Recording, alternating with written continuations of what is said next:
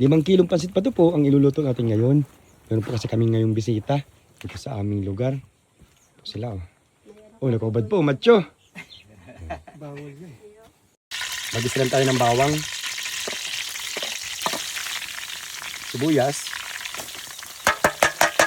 Kapag okay na yung bawang at sibuyas, karning manok po. Dami nito. Lagyan po natin ng asin. Paminta. Kunting pampalasa. Magic sarap. Karning baboy po. Naluto ko na po ito kanina.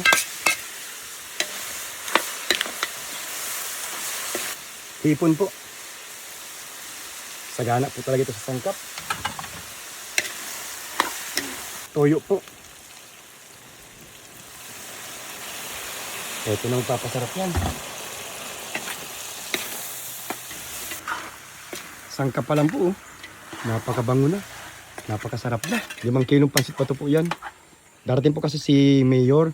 Kaya po naganda po kami dito. Tiyo. Yan. Anong oras darating si Mayor? Alauna. Alauna daw. Okay, magagay na po tayo ng tubig.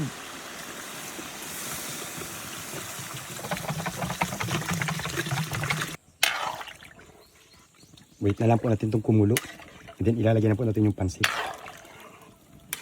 Kulong-kulo na po. Ilagay na natin yung pansit ba to? Tagalagay. Ribong ano? 5 kilo kasi yan eh. Yun, dandahan. Mainit yan.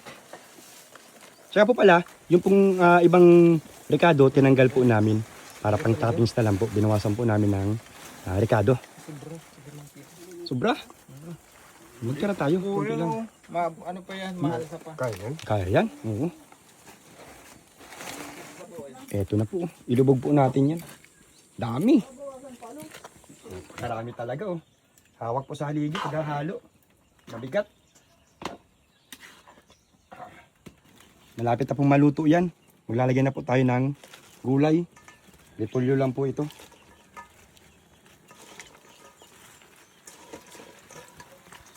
Yun. Ilubog po natin yan.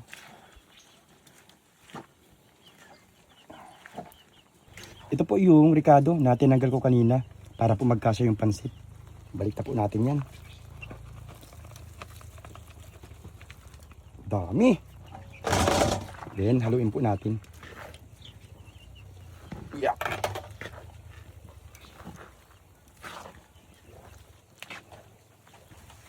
O anong lasa ma ng ating pansit batong pang maramihan?